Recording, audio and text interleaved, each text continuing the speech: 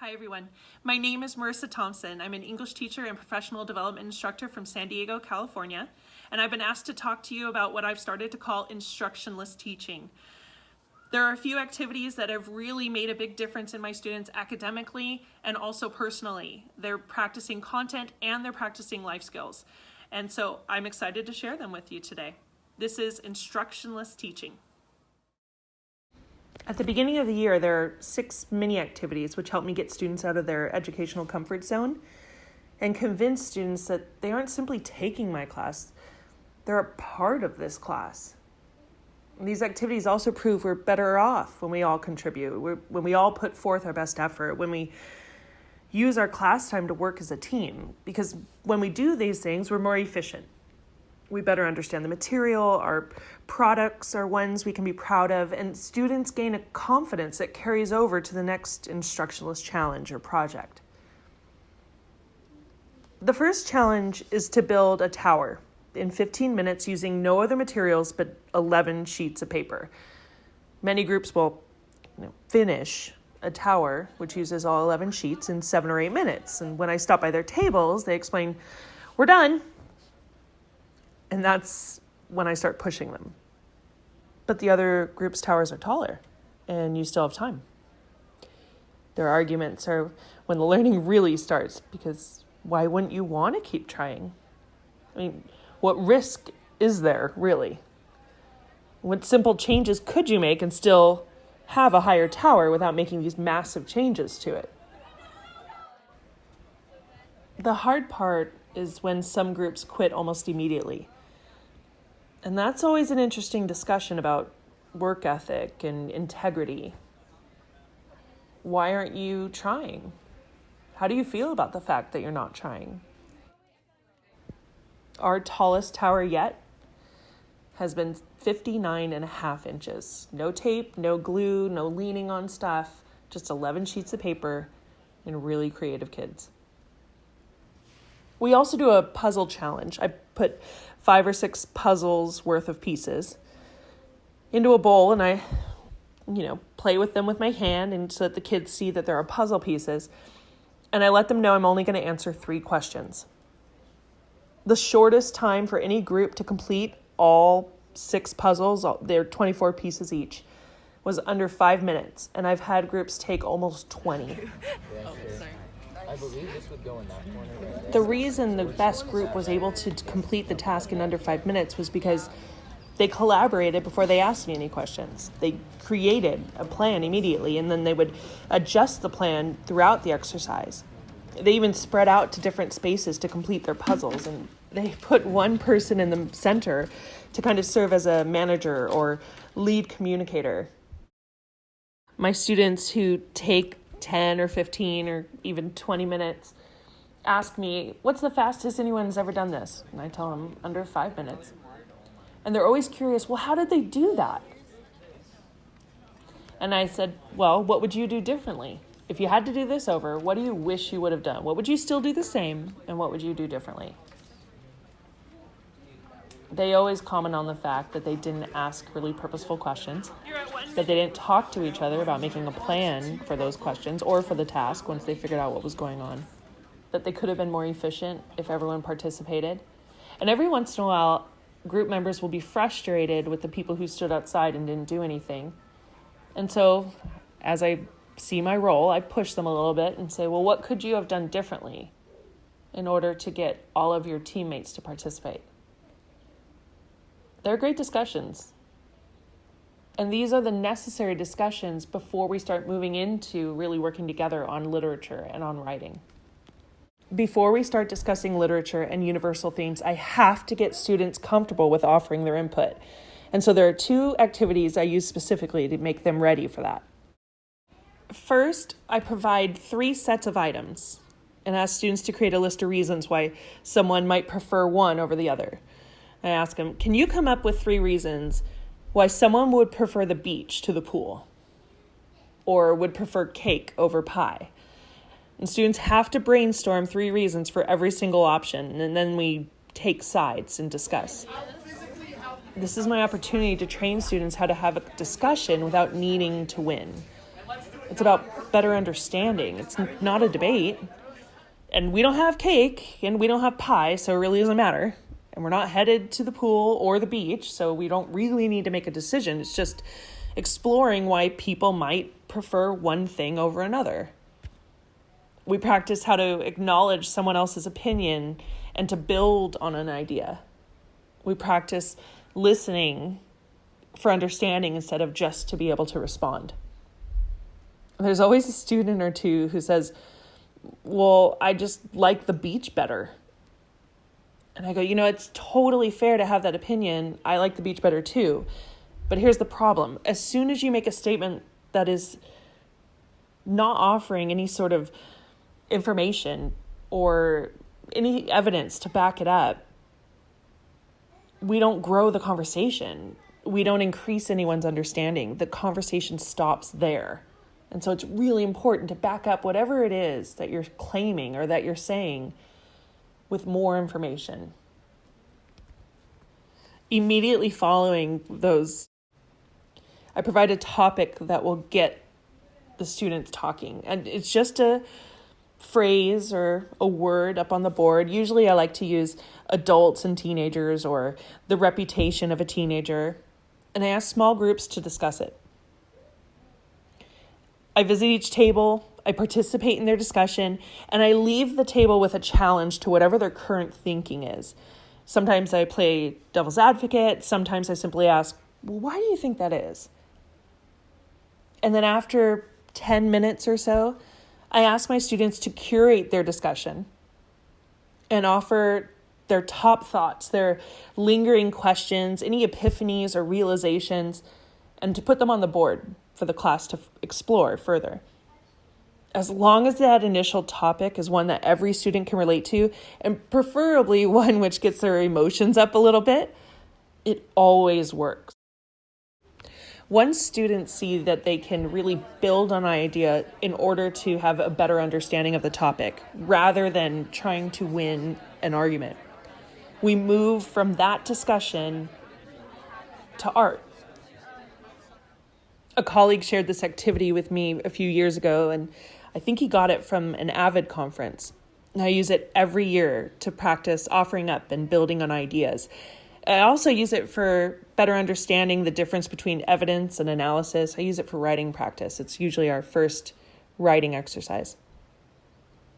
But students share whatever detail they notice until we feel we can accurately express whatever Norman Rockwell intended for his audience to consider. Since it's a visual and a painting that students don't recognize, everyone can participate because there's no risk of getting something wrong. It's just a simple, I see this in the painting.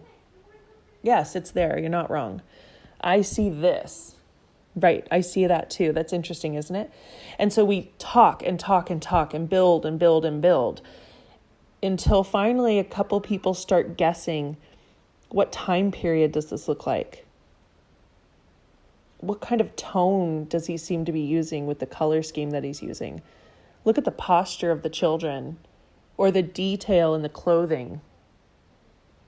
And while these different activities may seem silly or maybe even purposeless, all of the activities make our student-inspired study of literature and writing possible. They provide students with a low or no-risk opportunity to face a challenge, to face some discomfort, to face obstacles, and then reflect on their effort or their behavior, even their tone, and why they may have reacted to something the way they did. And since we practice student-led or co-created experiences relatively often, students get to apply their learning in future tasks, whether academic or not. Now that students have had lots of opportunities to try and reflect on their effort or reactions, and now since they're used to offering ideas and building on ideas and questioning ideas, we can apply these skills to literature and creative assessments. The first is usually a literature-inspired PSA, a public service announcement poster. My students had studied Antigone. It's a 2,000-year-old Greek play, and participated in a Socratic seminar to discover what they found relevant in a 2,000-year-old text. Once they had done that, groups chose one topic from the discussion and were given only the minimal requirements. So they were given the required dimension of the poster, that it had to be created with Canva, and that they only had 1 hour. These are the samples that they made in only 1 hour. Many groups were done in only 20 minutes. And again, just like with the tower, we're done. But by providing feedback and asking them questions and reminding them that they had an entire hour, groups ended up not being done, but going through several drafts until they completed a project that they could all be proud of, and a product that in every detail was created with real purpose for their message that they wanted to put out into the world and for their intended audiences. While some people may not think that a poster like this is standards focused, my students were practicing author's purpose, relevance of a text, symbolism, imagery, audience, tone, theme, and they were practicing so many life skills in the process. This was also how I improved the learning in our year in reflection creative project. I love giving students a chance to be creative, but I found that I was really reluctant to offer productive feedback because students had spent so much time and given so much effort to projects that they made with markers and paint and construction paper and glitter. But by turning that art project into a video project, students had to make a detailed plan. They had to complete research and gather resources. They had so many obstacles to overcome too. But because technology allows for instant revision, and gosh, I love the undo button, I feel so much more comfortable offering feedback and asking questions of the group's intention and their choices that they're making. The only instructions that groups got was a range of video length, and that it needed to include a word that they wanted to leave in the past year, and a word to serve as a guide for the next year. Here's one group who had started their process. Okay. So we're doing our one-word videos, and we weren't given any rules to this or any directions, but we came up with a good plan to get us started. Yeah, so basically we're like putting down the person's name and what they're going to say in our voiceover, and then we're doing the exact videos, and we have it hyperlinked so that we can find the videos easily. Like it'll lead to the videos we're using, and then we just have, it's like a script basically, it's just our outline. Then we have like the middle, the end, what we're going to say at each part of the video. So that way when we go to edit it, it will all be organized and we'll be able to find exactly what clips we want to use in the order that we want to use them in. Because I didn't provide instructions or organizational supports, and because I required students to complete the project during class only, students could and had to work as a team. I'd start each day asking groups to reflect on what they wanted to accomplish and how their productivity and teamwork was last class and how they might improve during this class period. And every 30 minutes or so, I'd ask, I'd yell out, "I'm just checking in. How do you feel about your productivity? How's your teamwork? And right now, why don't you talk to each other? What would you like to accomplish in the next 30 minutes? This reflection and agile planning will be useful in their futures regardless of what they choose to do. This concept has really gotten into my teaching and really my approach to all things education. I've realized that nothing has to be done a certain way. And since it doesn't have to be done a certain way, what other ways could we accomplish our goals?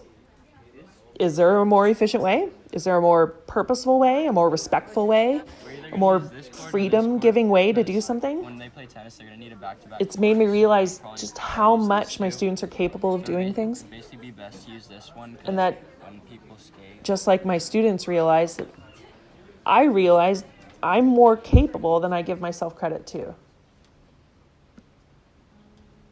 We're all thinkers and creators, and it's fun when we work together and build on ideas and watch an idea become something very real. And it's led me to believe that when students ask permission of me to try something, they're really asking for permission to be creative. And I see my role now as someone who needs to encourage that creativity, that critical thinking. I need to answer when they say, can I, whatever. I need to answer with such positivity and passion for their ideas that students stop asking my permission to be creative. And the easiest way to encourage that creativity for me has been to delete my instructions and anything quantitative in the rubrics. Just let them create. Give them only the minimum requirements. Give them the goal and support them through the process. And so that's it. That's instructionless teaching. I hope you have as much success with it as I have had. I hope your students appreciate it as much as mine do. And if you do any of these activities, I would love to see some pictures. I would love to see some videos or hear your reflections. If you have any questions, please get in touch. And thank you so much for this time. I hope that you're having a great time with everything that you're learning. Take care.